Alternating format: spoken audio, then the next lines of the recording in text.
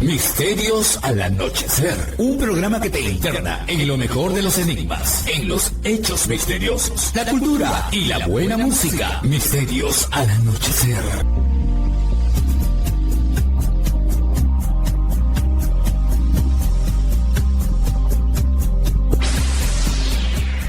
Fernando Chapi Martínez está presentando Misterios al Anochecer. Síguenos también en YouTube, Facebook e Instagram como Misterio Infinito Perú. ¿Cómo están? ¿Cómo están, amigos de los 3 lugares de nuestro hermoso país a los que llega Misterios al Anochecer? Nos recepcionan, nos escuchan en Radio Arequipa Internacional FM y la www.radioarequipa.com de lunes a viernes, momentos después de las 10 de la noche. También nos escuchan cada domingo desde las 7:30 como parte del bloque del anochecer en Radio Estación Lamas 96.3 de la región San Martín, y también los domingos desde las 9 de la noche en Radio Imperial 299.5 de Lima Sur. Muchas gracias por estar aquí acompañándome. Yo soy Fernando Chapi Martínez y en esta ocasión tenemos bastante de qué conversar. Siempre nos gusta tocar no solamente el misterio como tal, el misterio como algo obvio, ¿no? Fenómeno paranormal, fenómeno ovni, por supuesto que también, y tenemos entrevistados y hablamos de libros y muchas cosas más. Pero también el aspecto cultural es importante, ¿no? Las efemérides, porque incluso ellas tienen su enigma, ¿no? Cada fecha, cada situación por la que pasa la humanidad y que al final terminamos recordando y sacándole enseñanzas también, ¿no? Por ejemplo, resulta que estamos en semanas en las que distintos puntos, distintas ciudades de nuestro país celebran aniversario, entran en fiesta, en conmemoración de su fundación española. El día 15, y de hecho para los amigos que nos escuchan en Radio Arequipa Internacional se transmitió un especial sobre Arequipa justamente. Arequipa, un aniversario más el día 15. Ese mismo día también cumple otro año de fundación española, tanto Huánuco como Piura. Esas 3 ciudades se están acercando, ya falta, no mucho, falta poquito, a los 500 años de existencia, a los 500 años de fundación, al medio milenio, ni más ni menos, ¿no? Pero hay otra ciudad donde también nos escuchan, en este caso en los 96.3 de Radio Estación Lamas, como es Tarapoto. Ellos pues tienen su aniversario de fundación el día 20 de agosto. También ahí empezaron pues con las celebraciones, con todos los programas para esta fecha tan importante. Aunque en el caso de Tarapoto pues ellos tienen un poco menos de tiempo, ¿no? Ya que la ciudad fue fundada oficialmente, según se entiende, en 1782. Ahora yo quisiera, porque como digo, este programa es principalmente de misterios, hablar un poquito de mi experiencia con los enigmas de estos lugares. En cuanto a Arequipa, tal como lo mencioné en el programa de aniversario y en otras ocasiones, pues hay tanto que decir, ¿no? Por ejemplo, el sitio arqueológico, uno de los más grandes a nivel mundial en cuanto a petroglifos, conocido como Toro Muerto. Cuando estuvimos ahí pues con un buen amigo hace algunos años y nos contaban las historias de cada una de estas inscripciones, que para descifrarlas pues no solamente es lo que los arqueólogos estudian, sino que cada persona, al tener al frente esos grabados, pues hace uso de una gran imaginación, también saca mucho de su propio contexto cultural, histórico. Cada individuo puede tener tranquilamente una interpretación distinta para los petrograbados, no solo los de Toro Muerto, sino en general los que abundan en el territorio nacional y en todo el mundo prácticamente, ¿no? Aquí en Perú también son muy interesantes los de Micuya, donde incluso nunca falta los que creen ver seres de otros mundos o dioses bajados de las estrellas. Y en Toro Muerto, en Arequipa, justamente yo recuerdo mucho, ¿no? En aquella ocasión que fui, de pronto pues nos comentaron, cuando ya estábamos casi en momentos del anochecer, tal como este programa, ¿no? Miren, esta es la roca que se considera donde está grabado un astronauta. vale decir un viajero del tiempo, un extraterrestre, algo por el estilo. Y bueno, nos pareció algo singular, quizá no lo apreciamos en toda su justa dimensión de extrañeza por la hora avanzada, ¿no? Nos cuentan una historia, 2 historias en realidad.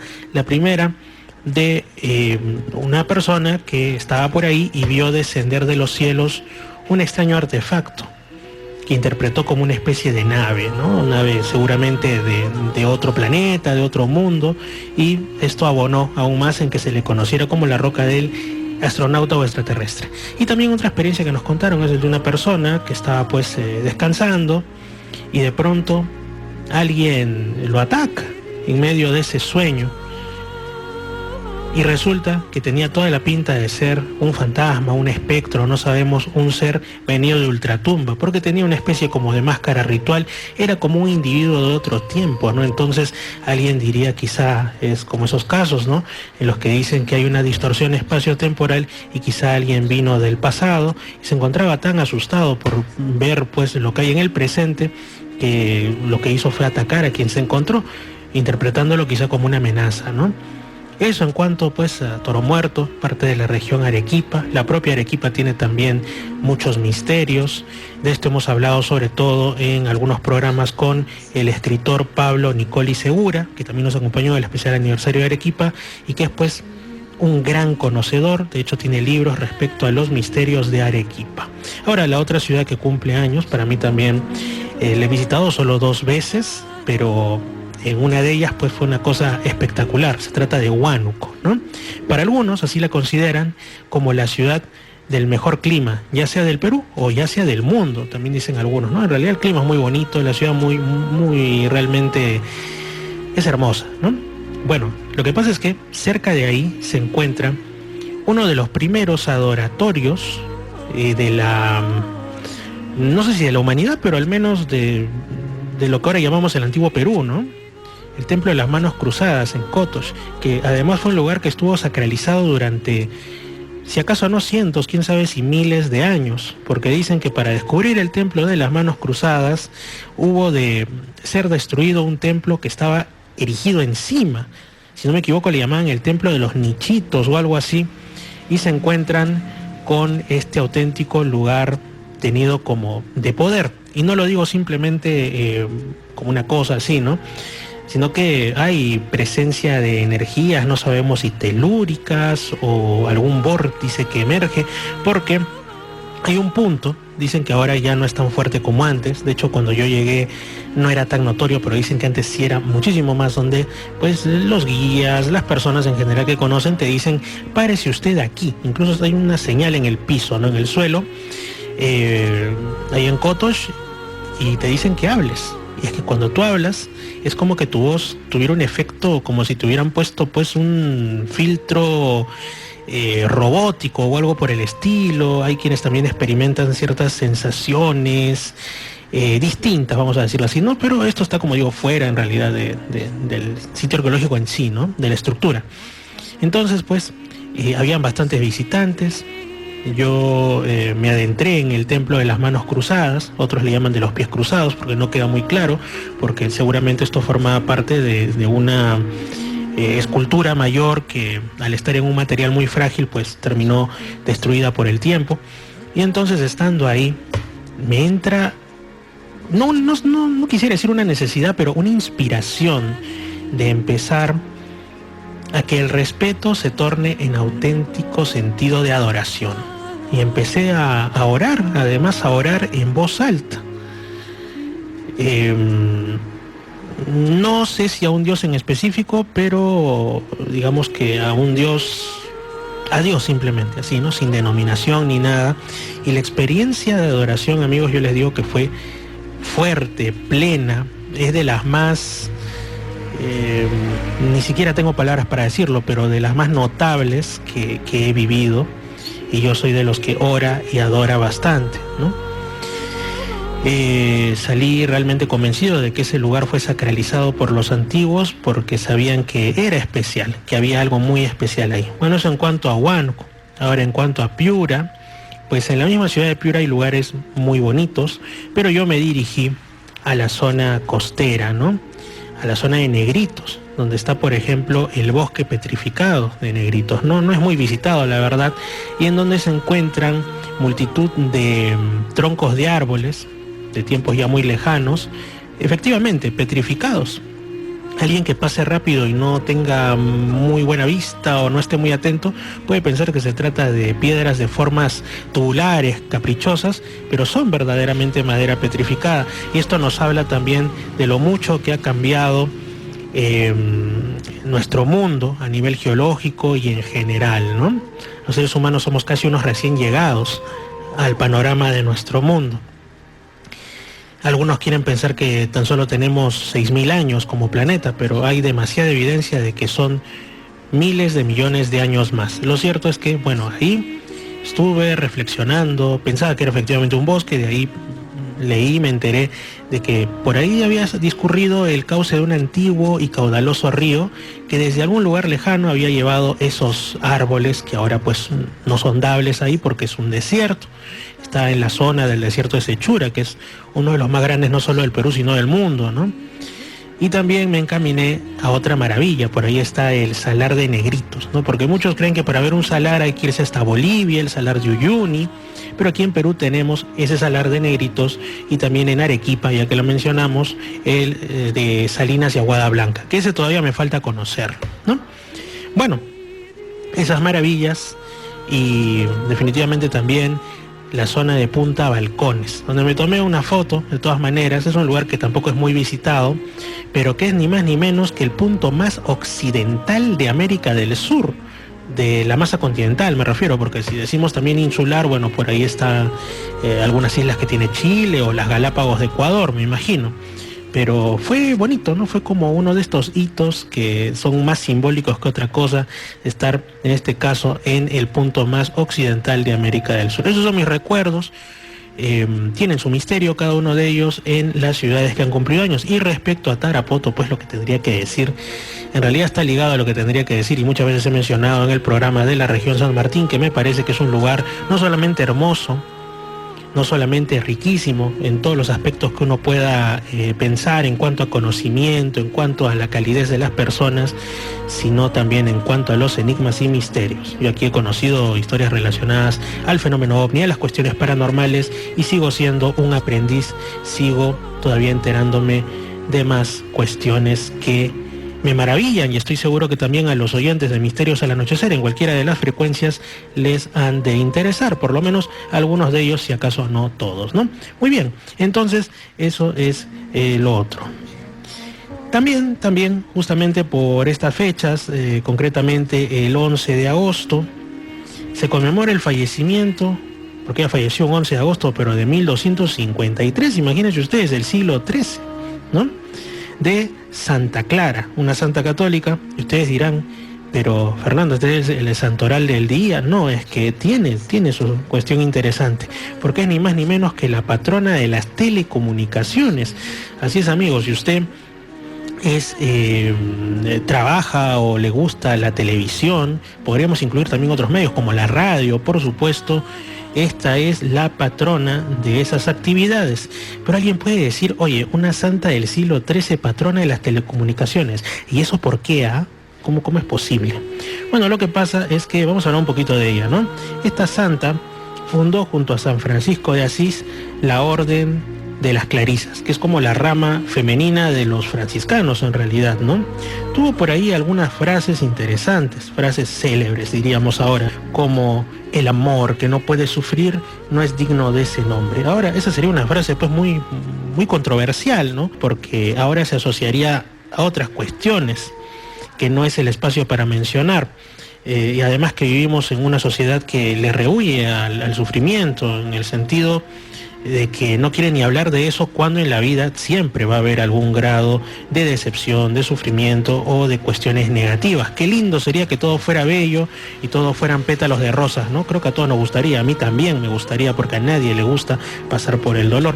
Pero a lo que se refiere Santa Clara es a la entrega de sí mismo, a que todos tenemos pues una dimensión de ego, una dimensión en la que pues se manifiesta nuestro querer las cosas como nosotros deseamos, y así y solo así.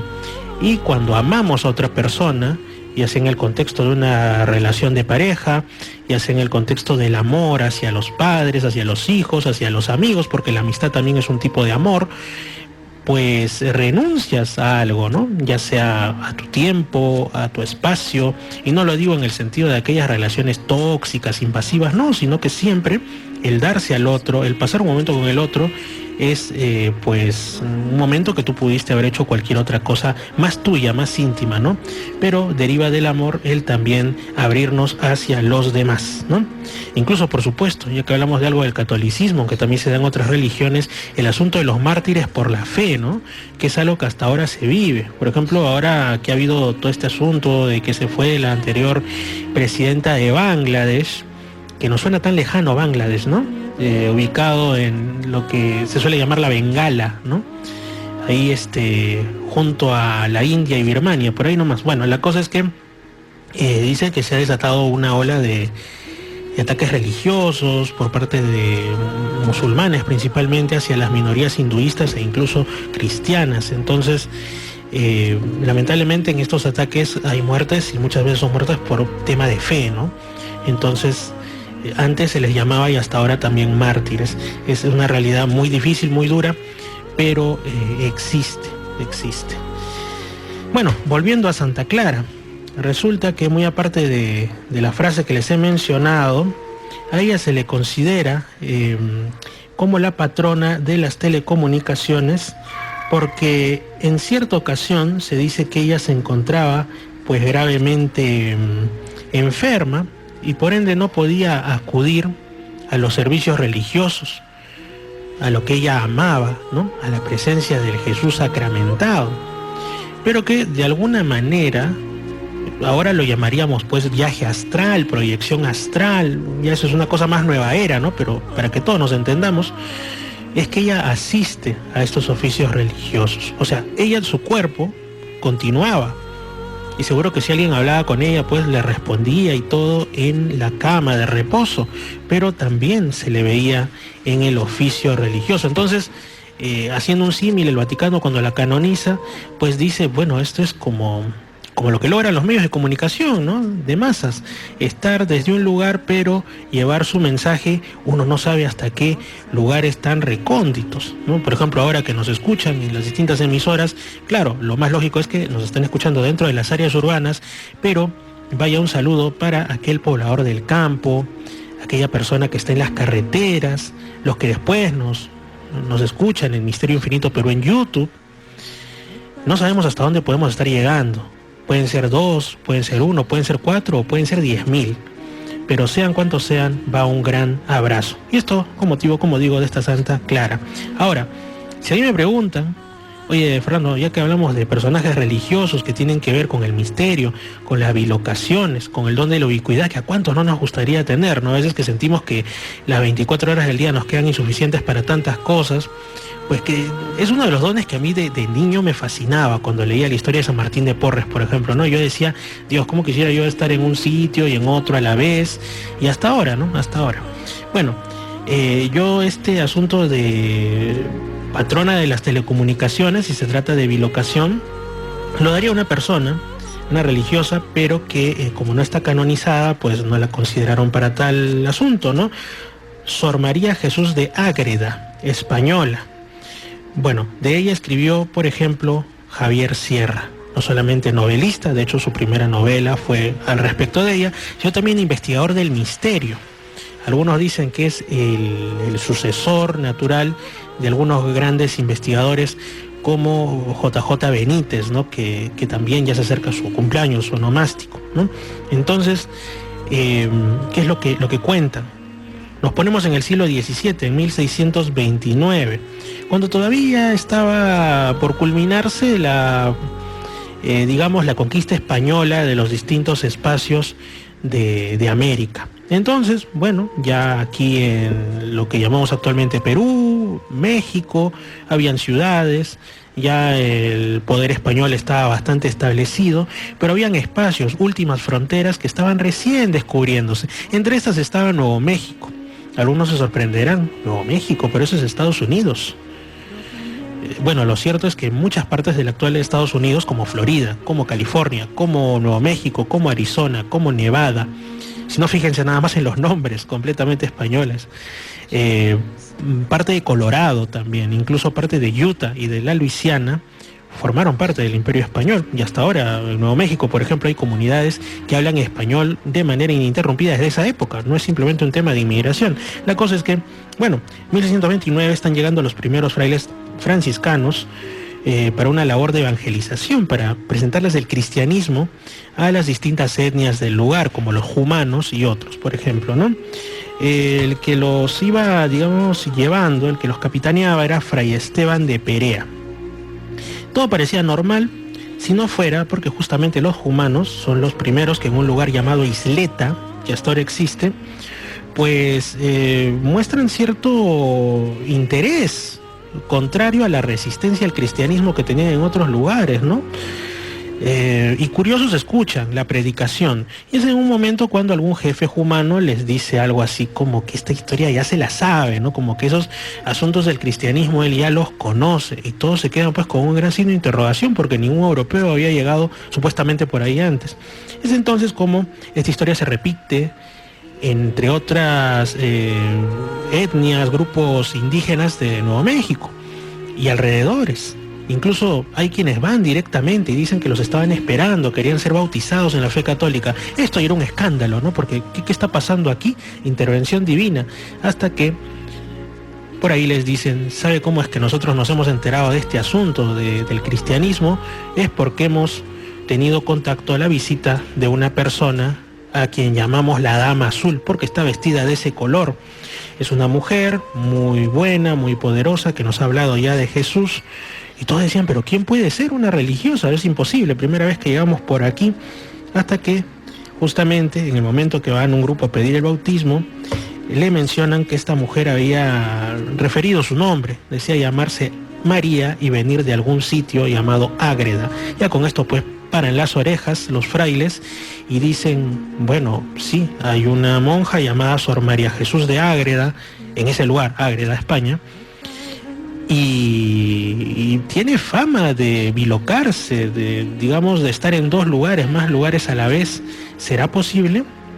Bueno, era al parecer la única explicación, y esto hasta ahora forma parte, curiosamente, de la identidad cultural y de fe de esa zona de Nuevo México. O sea, han realizado hermanamientos entre españoles, el propio Javier Sierra estuvo por allá. Es algo muy, pero que muy interesante cómo estas cuestiones que ahora engloban dentro de lo paranormal, ¿no? O parapsicológico, como las proyecciones astrales y estos dones y situaciones, tienen incluso implicancias en el devenir histórico del mundo, ¿no? Lo cual además les da avisos de realidad y confiabilidad, no que sean simplemente relatos mitológicos o directamente mentiras.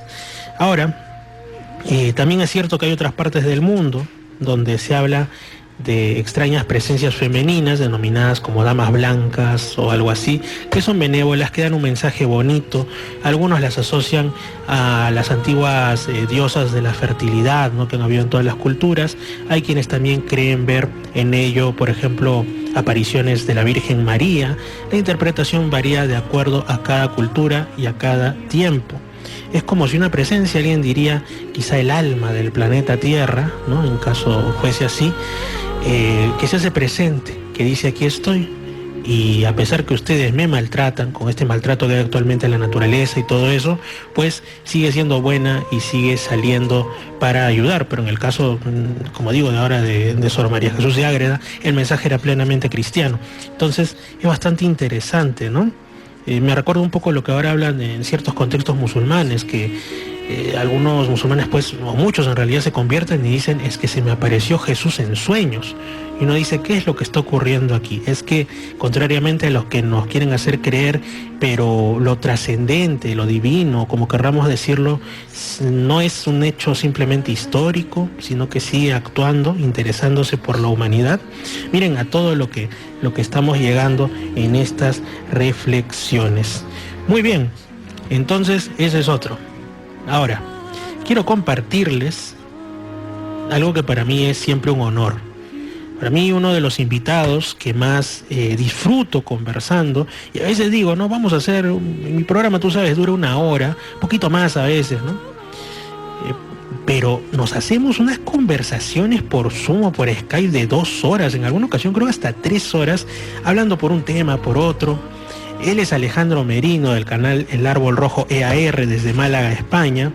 Y justamente estuvimos conversando y por aquí les voy a compartir algunos clips que tienen que ver con otras noticias que quiero tratar. La primera, unos descubrimientos arqueológicos bien interesantes sobre los que reflexionamos y que son cosa de hace tan solo estos días. Vamos con ello. Últimamente han habido algunas noticias bien interesantes, como aquella que dice que la roca más grande de las que conforman Stonehenge en Inglaterra, denominada como la roca del altar, pues ni más ni menos que no es como se creía, que lo hubieran extraído de una cantera relativamente cercana a Stonehenge, ubicada en Gales, sino que se ha comprobado que viene de más de 700 kilómetros al norte, cerca de las Islas Orcadas, en Escocia. Entonces, para esos tiempos... Y con un camino además muy, muy complicado de llevar de un sitio a otro. O sea, tuvo que ser un esfuerzo gigantesco, realmente titánico. O un esfuerzo gigantesco o una tecnología que desconocemos, porque tomarse la molestia de 700 para ponerlas con una precisión también que coincida con ciertos eventos astronómicos, no es, ni siquiera hoy sería sencillo hacer eso, sería de hecho tan difícil que muchos renunciarían a ese esfuerzo. Estos y otros asuntos nos hablan de esa parte tan sabrosa de la historia que desconocemos, que nos suena a magia inclusive. La otra es, por ejemplo, esto que salió por ahí en algunos medios, de que hay una teoría de que la pirámide más antigua de Egipto fue construida con algún tipo de implemento. La de Saqqara, con algún tipo de implemento hidráulico, como poleas hidráulicas, lo cual suena muy ingenioso, pero para esos tiempos, donde, como decía mis abuelos, era la época de la carreta, literalmente, no, o sea, es una cosa sorprendente, definitivamente. Por favor, Alejandro, ilústranos sobre esta arqueología heterodoxa. Bueno, muchas veces, a ver, el tema de la astronomía, muchas veces nos damos por sentado que los antiguos tenían muchas veces menos conocimiento del que realmente tenían. Los que construyeron Stonehenge, está claro que demuestran un conocimiento astronómico muy grande. O sea, eran sacerdotes que dedicaban muchísimo tiempo a lo que es el estudio del cielo y del tiempo.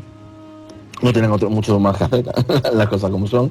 Y entonces el conocimiento que tenían es grande. El tema del traslado de piedras es verdad que uno no piensa y dice que son tantísimos kilómetros que parece absurdo, pero piensa que puede tener que la piedra, a lo mejor de esa cantera, que fuese una montaña considerada sagrada, como puede ser por ejemplo aquí en Málaga tenemos en Antequera tenemos una montaña que fue considerada sagrada por los antiguos, se llama el Torcal, porque es de piedra kárstica.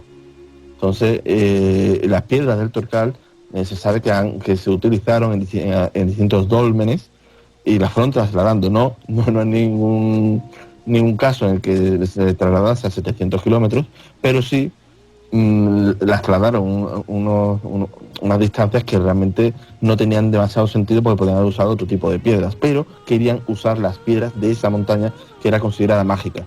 Si invito a la gente, digamos, a los oyentes, a que busquen en Google el Torcal de Antequera y vais a ver y vais a entender el por qué los antiguos consideraban que era una montaña mágica, porque las formas de la piedra kárstica que tiene, pues es algo absolutamente increíble. O sea, yo invito a aquellos que estén viendo el programa que un momentito cojan el móvil y busquen el Torcal de Antequera y se van a quedar muy sorprendidos. Pues en Stonehenge puede pasar algo parecido, o sea, que fuese considerado el lugar del que procedía esa piedra, un lugar sagrado, ya sea por el tipo de montaña, ya sea porque haya ocurrido un acontecimiento que desconocemos, como la muerte de un rey o cualquier cosa, o un avistamiento de dioses. Ya se puede interpretar como se quiera eso.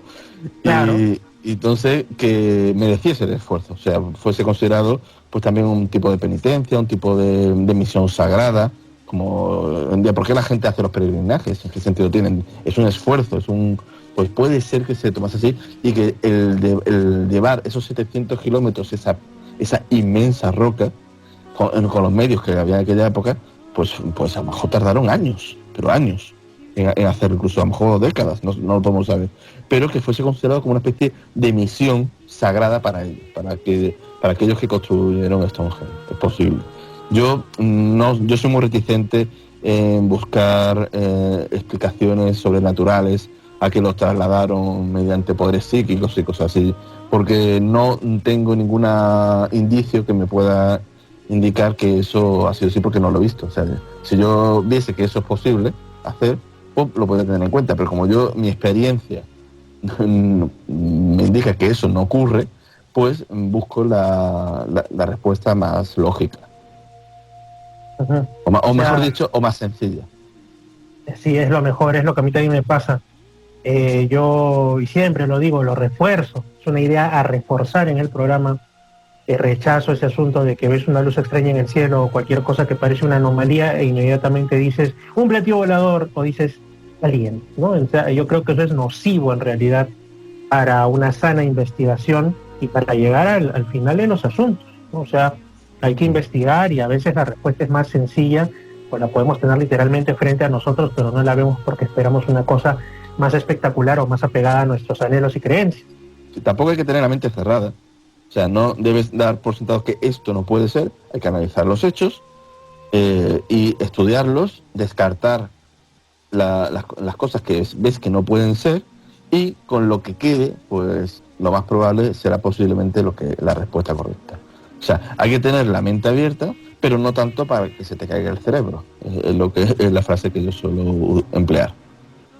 Sí, imagínate que se te caiga el cerebro, ¿cómo lo vuelves a colocar si necesitas el cerebro para pensar cómo colocarlo? O sea, terrible si se te cae el cerebro. Pero bueno, Alejandro, este es uno de mis chistes malísimos que siempre comparto contigo. Ahora sí, hay un asunto con esto y es, claro, está el significado, o mejor dicho, el simbolismo detrás de posiblemente algún lugar en las lejanas islas del norte de Escocia o por ahí, las tierras altas del norte de Escocia, y que por eso es que se llevaron el esfuerzo. También está el hecho de que pues en esos tiempos no había, bueno, tampoco hay que idealizar, ¿no? Pero digamos que muchos, como se ve hasta ahora en ciertos lugares que han permanecido más, digamos, con las dinámicas anteriores, incluso a la revolución industrial, es que en realidad hay bastante tiempo, y ese tiempo lo dedican a sus devociones, a sus asuntos, digamos, que para ellos tienen alguna trascendencia, ¿no? Pero igual, se me hace curioso, ¿no? O sea, 700 kilómetros traer esas piedras y ubicarlas además de acuerdo a un patrón de origen astronómico. Sigo realmente sorprendido. Ahora sí, Alejandro. Muy aparte de esos asuntos, yo sé que vas a decir algo, por favor. No, sí, iba a decir respecto a lo de la pirámide, de Saqqara. Pues tenemos la gente suele pensar que porque a lo mejor el pueblo egipcio en aquella época era realmente muy inculto, estamos hablando de hace 3 milenios, da por sentado de que los sacerdotes y los sabios lo eran, y no tiene por qué. Precisamente el libro de Urantia menciona que esa pirámide fue diseñada por uno de los grandes genios de la humanidad llamado Imhotep. O sea, una persona que tenía conocimientos de todo, o sea, astronomía, medicina, arquitectura, y por lo tanto estamos hablando de un genio diseñando una obra absolutamente increíble, que quizás los obreros no tenían por qué tener el conocimiento para llevarlo a cabo, pero quienes lo dirigían podían tenerlo perfectamente, podían ser gente con conocimiento y una inteligencia, pues tan capaz que lo hicieron. Al fin y al cabo, la pirámide está ahí, no es un mito que nos ha llegado y del que no tenemos señales. Son unas obras que tras tantísimos milenios pues no, ha llegado a nosotros aún. Uh-huh. Yo estuve entrevistando tiempo atrás, también salió en los espacios radiales y está en YouTube, una entrevista con un investigador peruano actualmente radicado en los Estados Unidos, ya como Renato Longato, que él pues estaba realizando algunos estudios sobre cómo es que las construcciones gigantescas de perfección sorprendente, ¿no? Por la precisión que hay en el junte entre las rocas y todo, que hay pues sobre todo atribuidas a la antigua cultura inca del Perú, ¿no? Al periodo imperial de los mismos, como Sacsayhuaman, como incluso el Coricancho Templo del Sol en el Cusco, entre muchas otras. ¿Cómo es que se logró ese tipo de precisión para no extrapolarlo, por supuesto, incluso al otro lado del mundo, Egipto, donde encontramos cosas sospechosamente similares? Entonces, aquí en Perú siempre ha habido por ahí algunas leyendas que lo llevan, entre comillas, hacia lo mágico, pero otras que son dignas de estudio. Por ejemplo, cuando se habla de ciertas sustancias en base a productos vegetales, quizá incluso algún mineral, que tendrían la capacidad de derretir o por lo menos poner reblandecer la piedra. Reblandecer la roca. Ahora, ¿cuál es la cuestión? Que según ya se está encontrando evidencias de que esto sí podría hasta ahora, incluso algunas personas estar en posesión de más o menos, o estar muy cerca de lograr redescubrir ese tipo de, digamos, de mezclas, ese tipo de sabiduría. Incluso acá en Perú, bueno, es común la existencia de una planta llamada la chancapiedra, que se utiliza para, ni más ni menos que disolver con bastante buen efecto los cálculos renales.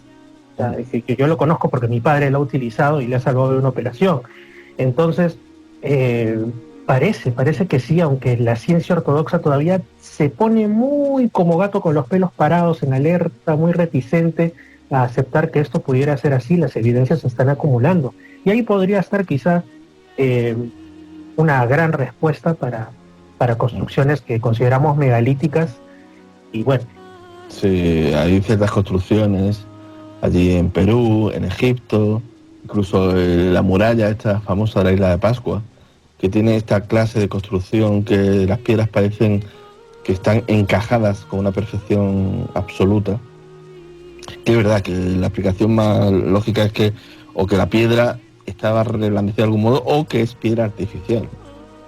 Es una piedra artificial, entonces es más fácil, digamos, hacer encaje, porque es que es verdad que observas esas construcciones y te quedas muy sorprendido. O sea, hay algunos muros, algunas paredes que dices, ¿cómo es posible que estas piedras? Porque después las construcciones muchísimo más modernas no han llegado a eso. Tienen que tener su argamasa para unir las piedras, unas piedras que no encajan, ni muchísimo menos con esa precisión. Realmente es una tecnología perdida a día de hoy. Algo parecido pasa también con el fuego griego. El fuego griego, pues tenemos ahí un ejemplo de que la alquimia pues consiguió algún tipo de sustancia que los químicos de hoy en día pues especulan que tiene que tener algún tipo de petróleo, fósforos, algún sistema de lo que sería un fuego capaz de no solo de que el agua lo inflamaba más, o sea, que era que hacía que aumentase y que fuese capaz de derretir la piedra. O sea, quizás los escritos lo exageran, el fuego bizantino, pero parece un hecho que realmente sí existió. O sea, se está de acuerdo en que existió, quizás la naturaleza del mismo se desconoce a día de hoy y quizás sea exagerado. Los historiadores quizás lo exageraron, pero que existió y que aún no está claro qué es lo que fue. Existen varios candidatos, existen propuestas que los químicos han hecho, pero no sabemos a ciencia cierta. Pero es eso, es una tecnología pues que estuvo en la antigüedad y que en algún momento pues se acabó perdiendo. El tema de las piedras, pues lo mismo. Sí, hay tecnologías que no siguen el curso de transmisión por la razón que sea, ya sea porque son guerras, digamos, propiedad de una élite. Exacto, y esa élite desaparece por cualquier motivo, a una guerra, asesinatos, o que lo tienen unas pocas personas. Esas personas fallecen sin transmitirlo y se acaban perdiendo. Eso ocurre cuando se forma un cuello de botella, ¿no? Cuando existen muy pocas personas que tienen ese conocimiento y por la causa que sea, se corta esa transmisión del conocimiento. Y ocurre, hoy en día podría pasar, si la civilización cayera, base a la disgregación que tenemos del conocimiento. Nadie sabe de todo. La gente está muy especializada en ciertos conocimientos y no sabe de lo demás. O sea, si la civilización cayera, volveríamos a la Edad Media, muchísimas cosas. Quizá tanto no, pero desde luego tendremos un atraso bastante grande.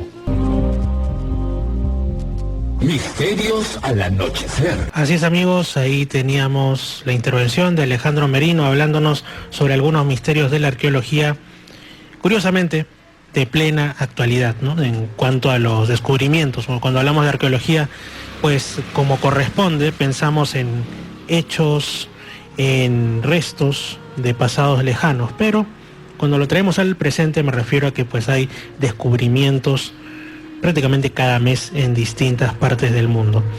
Ahora, también, por supuesto, algo que faltó mencionar es que no hace tanto, yo lo conocí por un canal de YouTube, ¿no? Han descubierto también unos como monolitos enormes, ¿no? Así como los hay en otras partes del mundo, en la zona de Nueva Cajamarca, por ahí, muy cerca a un centro poblado. Vamos a ver si en alguna ocasión voy por ahí, ¿no? Porque llegar requiere cierta caminata, no es tan fácil, pero por ahí a lo mejor me doy un tiempo para conocerlos in situ. Así que incluso nuestro propio país también está lleno de misterios, y entre ellos los misterios arqueológicos. Bueno, ahora sí, continúa la intervención de Alejandro Merino, y ustedes dirán de qué nos va a hablar ahora. Bueno, lo que pasa es que ustedes saben que hay todo un debate respecto a algo que se celebra en distintos países, como es el nacimiento de Jesús de Nazaret, ¿no? Hay algunos memes que justo los estaba viendo en estos días, esos que pasan en redes sociales, con cosas como que, bueno, que para no ser como los demás vamos a celebrar la Navidad no en diciembre sino en agosto. Pues resulta que hay personas que consideran que el nacimiento de Jesús no se dio en diciembre, tampoco se dio en enero, como dicen ciertas iglesias del cristianismo oriental, iglesias ortodoxas, la iglesia copta también, la iglesia armenia, sino ni más ni menos que en agosto, concretamente el 21 de agosto. Y es que un libro del que hemos hablado varias veces en el programa, considerado por algunos como una revelación venida de instancias celestiales a inicios del siglo XX, el libro de Durantia, justamente de esa fecha, 21 de agosto, y de eso nos habla a continuación Alejandro Merino. Vamos a escucharlo, que siempre es interesante, por supuesto que sí. Es 21 de agosto, hay muchas fechas que se han barajado para, digamos, el asunto del natalicio, del cumpleaños, del nacimiento de Jesús de Nazaret. Sin embargo, el libro de Durantia, la revelación de Durantia, como ustedes prefieran, los oyentes, que supuestamente afirma ser una revelación venida de los cielos en la primera mitad del siglo XX, pues da una fecha, así, directa. Dice: Jesús nació un 21 de agosto del año -7, ¿no? Por lo que hay este desfase en los calendarios, bueno.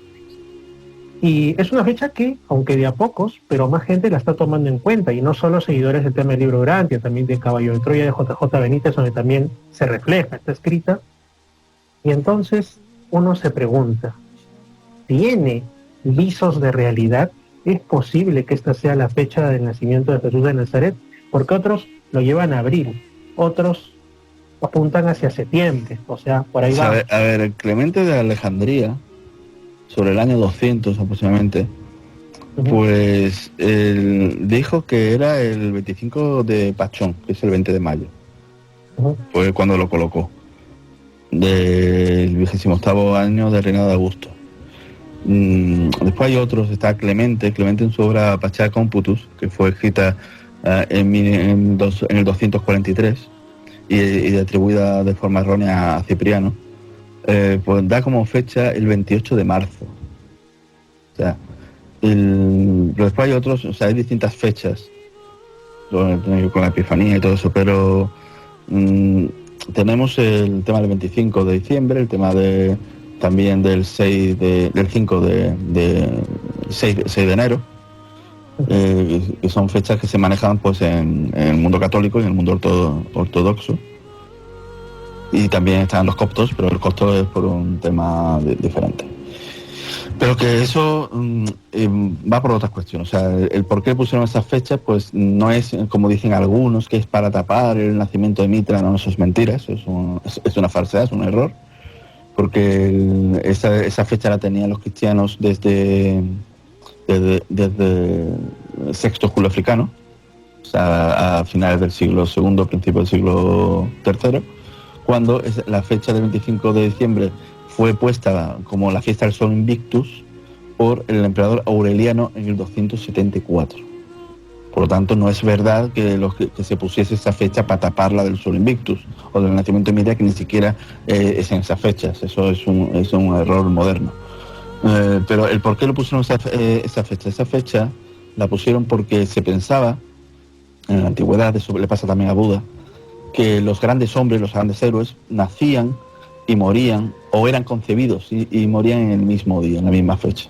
Entonces, Sexto Julio Africano hizo un cálculo de la fecha de la muerte y calculó que había sido el 25 de marzo del año 28. Se equivocó, pero bueno, la cuestión es que de ahí, entonces, si ese era el día de la muerte, era el día de su concepción. Lo llevó 9 meses para adelante y puso la fecha de su cumpleaños el 25 de diciembre. De ahí donde sale la fecha del 25 de diciembre cristiana. Ahora, los historiadores modernos pues han hecho una serie de cálculos con respecto a la información que hay en los evangelios, que para poder intentar calcular cuál puede ser la fecha del nacimiento de Jesús. Y ellos han calculado que tiene que ser entre mediados de agosto y finales de septiembre. Lo hacen en cuestión a lo que es el análisis de lo que son las de Zacarías, que pertenecía al grupo de abadías y la fecha, digamos, en la que ellos participaban, hacían sus ceremonias, porque según los evangelios Juan había nacido tantos meses antes que Jesús, y entonces hacen los cálculos. Tengo un vídeo explicándolo con detalle, que aquí no puedo hacerlo con detalles, pero en base a esos cálculos los historiadores pues pueden hacer esa aproximación entre mediados de agosto y finales de septiembre. Esa es la fecha en la que debió nacer según los datos que tenemos en los evangelios. Eso obviamente en la antigüedad no se podía saber, no había bastante información histórica sobre todos los temas de los judíos y todo eso para poder llevarlo a cabo. Pero hoy en día sí. Tampoco hay que entender también, esto es una cosa que apunta el fantástico Giorgio Diamantejano, tampoco podemos estar seguros de ese periodo, porque damos por sentado que el número en que interviene abadías es desde el principio del año judío, pero no hay nada que corrobore que hay que contar desde el primero de año. Es lo que nos dice la intuición, es lo que creen los eruditos judíos, pero no podemos asegurarlo. Eso también hay que tenerlo en cuenta. Pero bueno, en principio casi seguro que sí. Por lo cual, la fecha debería ser entre mediados de agosto y finales de septiembre. La información que te da el libro Urantia es del 21 de agosto, por lo cual encaja en ese periodo. Uh-huh. Eso que te dicen que no puede ser en diciembre porque en esa fecha los pastores no podrían estar, eso es mentira. Eso es mentira, porque es verdad que no era una fecha normal en que los pastores pudieran sacar el ganado al campo, pero no era algo insólito. O sea, tú te puedes encontrar perfectamente este diciembre, mirar las temperaturas que hay en la zona de Belén y Jerusalén, y hay días que hace más frío y días que a lo mejor están a 20 grados. O sea, que pueden salir perfectamente a pastorear. O sea, y el tiempo no ha cambiado tanto hoy en día con respecto a hace... tenemos un periodo similar, porque el tiempo ha ido variando a lo largo de estos 2 milenios, pero en estos momentos tenemos una temperatura parecida a la que había entonces. La Edad Media hubo una pequeña edad de hielo, también hubo un periodo cálido medieval, pero ahora mismo tenemos una temperatura muy similar a la que teníamos hace 2000 años. Y entonces podemos ver que no era algo... Que esa razón de que los pastores no podían estar en invierno es mentira. O sea, eso es una cosa que se dice mucho, pero no es cierta. Pero bueno, la cuestión es que tenemos la información que dan los evangelios y la información, digamos, que gracias al Talmud y a otros textos rabínicos, pues tenemos de cómo funcionaba lo que eran las ceremonias de los judíos, y así podemos hacer ese cálculo. Por tanto, coincide con lo del 21 de agosto. Hay que tener en cuenta que el 21 de agosto que dice el libro Urantia es del calendario juliano. El libro Urantia usa el calendario juliano. Eso lo podemos saber porque cuando el libro Urantia te van diciendo esto ocurrió el lunes, esto ocurrió el martes, solo tenemos que hacer los cálculos y saber que esas fechas que te dice el libro Urantia pertenecen al calendario juliano. En el calendario gregoriano serían otros. Eso hay que tener en cuenta. Ahora, la cuestión es, ¿por qué empleaban el juliano si a inicios del siglo XX la mayoría del mundo ya empleaba el gregoriano, incluido los Estados Unidos, donde se reveló supuestamente? Pues muy sencillo, porque en la época de Jesús ya usaban el calendario juliano. Si quieres que coincida que el viernes es la fecha, murió el 7 de julio y fue viernes, pues tienes que usar el calendario juliano, porque si no, no sería el 7, sería otro. Y para ellos fue el 7. Para ellos fue el 7 de abril. Entonces, claro, si lo usas el gregoriano ya no sería el 7, sería el 5. Entonces, es la forma, porque es que ellos usaban el juliano. También es cierto que el año lo ajustaron después. Y hay un detalle curioso, porque la fecha de nacimiento de Jesús se da la coincidencia que sería el 20, ahora mismo no me acuerdo qué día de la semana era, pero coincide igual en el calendario juliano que en el gregoriano. Se da esa circunstancia. O sea, es como si es una cosa extrañísima, pero ocurre. Sin embargo, por ejemplo, en la fecha de cuando Jesús muere, ya no es viernes, ya sería domingo y la resurrección sería martes, si lo pasamos al gregoriano. O sea, es algo que hay que tener en cuenta. Cuando se produce el julio, hace el calendario, hizo una serie de ajustes.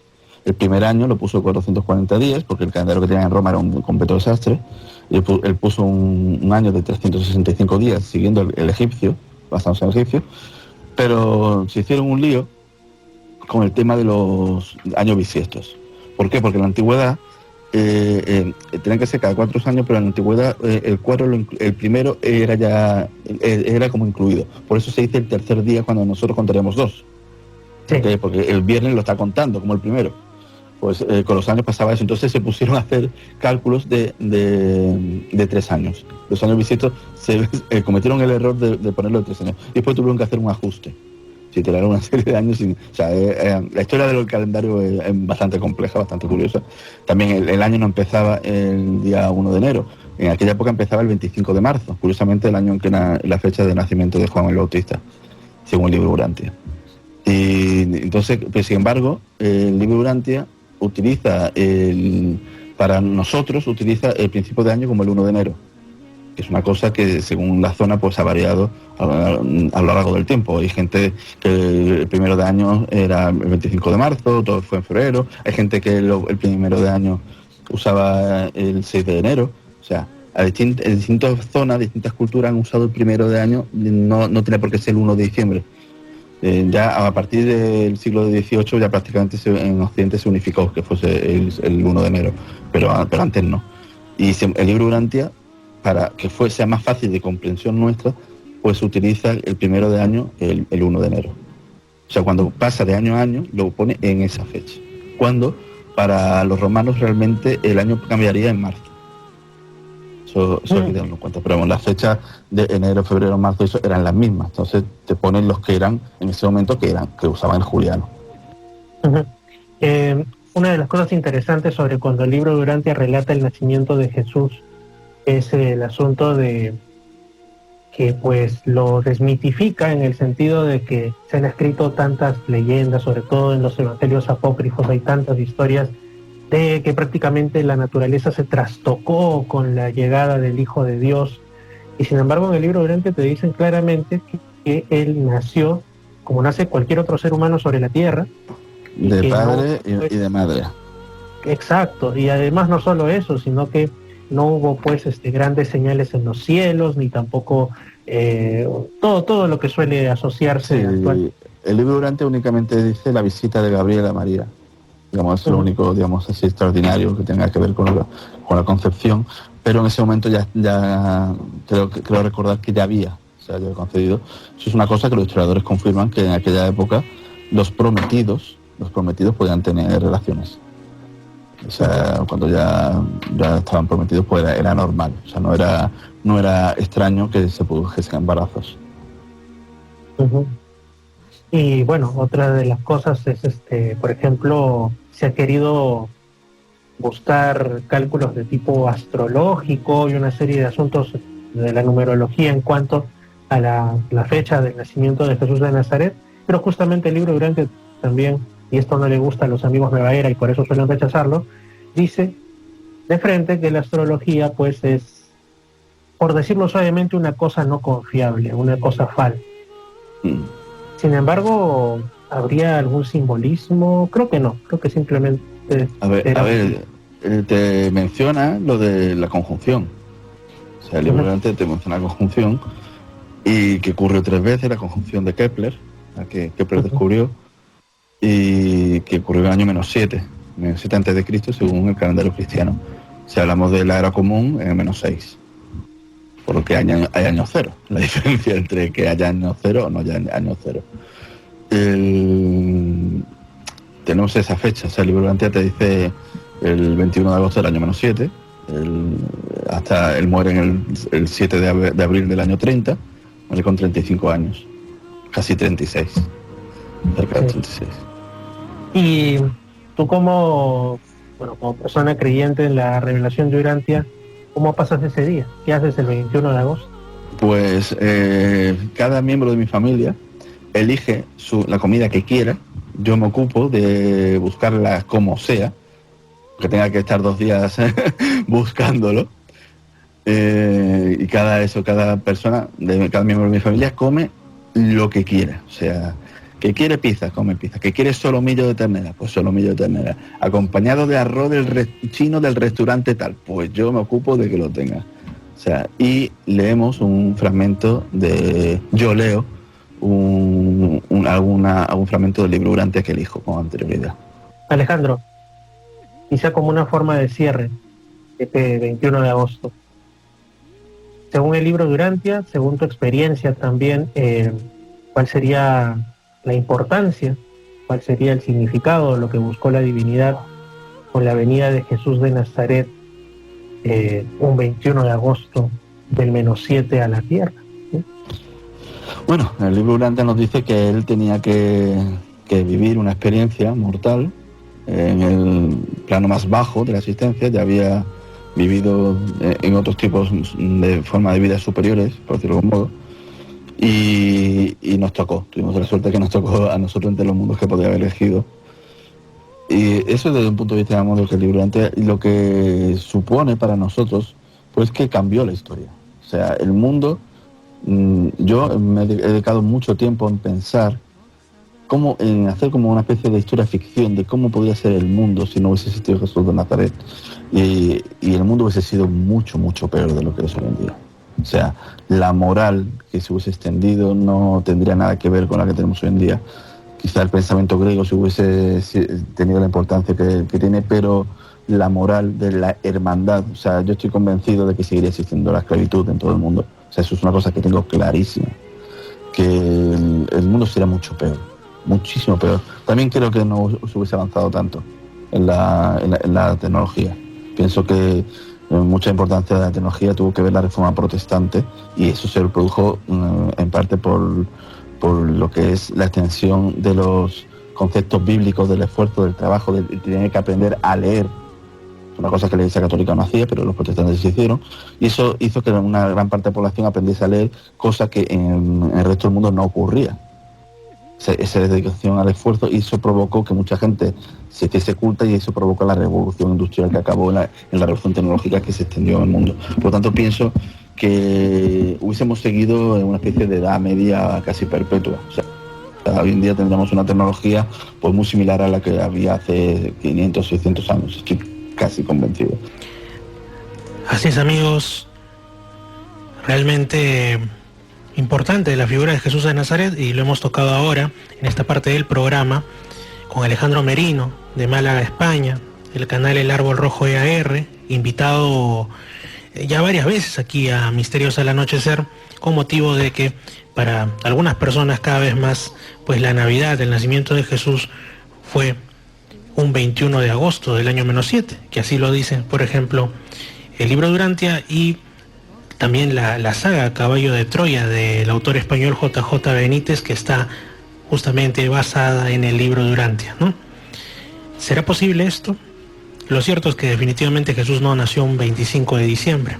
Ahora, en cuanto a si fue el 21 de agosto o en otra época del año, claro, hay evidencias a favor de algún punto entre agosto y septiembre, pero habrán quienes también, en base a su fe, en base a sus propias creencias, y esto es muy respetable, decidan por otra fecha.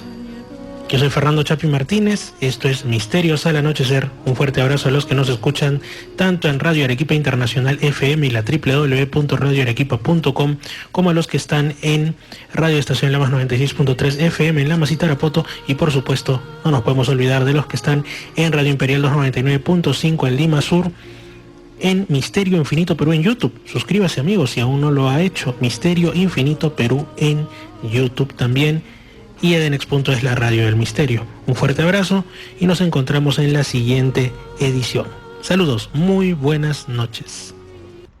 Visita Misterio Infinito Perú en YouTube para volver a escuchar los programas y acceder a más contenido. Misterios al Anochecer en Arequipa, Lima Sur y San Martín. Misterios al Anochecer, un programa que te interna en lo mejor de los enigmas, en los hechos misteriosos, la cultura y la buena música. Misterios al Anochecer.